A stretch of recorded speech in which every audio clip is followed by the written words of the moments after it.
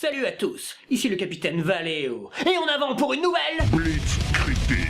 Et aujourd'hui, nous allons nous attaquer à Ghost in the Shell. Bon, vous connaissez sûrement tous la saga Ghost in the Shell, si ce n'est pas le cas, on ne va rien rappeler ici. Non, à la limite, c'est surtout un manga, des films d'animation et une série animée. Ah, et tout ça, c'est japonais. Mais ce coup-ci, c'est l'adaptation américaine qui sort, avec Scarlett Johansson. Alors oui, il y a une polémique car l'actrice n'est pas japonaise. Mais ça va, Scarlett Johansson, elle a joué dans Lost in Translation. Ça se passe au Japon, c'est bon, ça fait le taf. Plus sérieusement, tout le monde a crié là-dessus. Mais pas la peine de jouer les pucelles, on sait très bien comment fonctionne le Star System. Aucune actrice japonaise n'a assez de notoriété pour faire un carton au niveau mondial. Et ça vaut aussi pour Rinko Kikuchi, la fille de Pacific Rim. Arrêtez de rager, elle non plus, elle est pas connue du grand public. Mais en parlant de problèmes de casting, bah moi j'en verrai réellement deux. Le gars qu'ils ont pris pour jouer Batou est trop crevette, son physique correspond pas. Soyons honnêtes, John Cena aurait bien mieux collé au personnage. Oui. Et l'autre gros souci, c'est le chef de la section 9.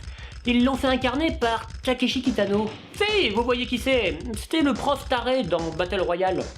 Et le flic taré dans Violent Cop. Pour incarner un personnage posé et intelligent, ce n'aurait pas été mon premier choix. Sans deck, cet acteur est fou. La distribution, c'est bien. Mais le film, il vaut quoi? Ben, il est correct. L'esthétique est très réussie. Il y a clairement une touche asiatique. Mais ce qui est normal vu le film. Et le réalisateur avait déjà fait Blanche-Neige et le Chasseur.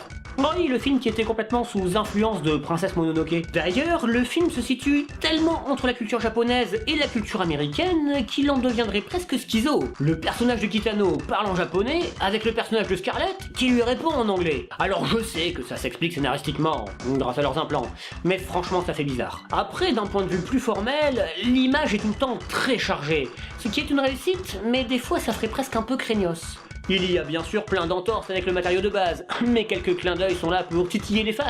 Perso, je suis ouvert à ce niveau, c'est une adaptation, pas une décalcomanie. Malheureusement, la structure est hyper classique, et l'enquête est terriblement plate. Oui, ça parle d'une enquête. Je rappelle que le sujet du film porte sur un groupe antiterroriste. Après, les grandes thématiques de l'animé sont bien retranscrites. La transcendance de l'être humain à travers la cybernétique, la question de la définition de la nature humaine, les dérives des sociétés ultra connectées, la quête de son passé, on va dire que c'est nouveau.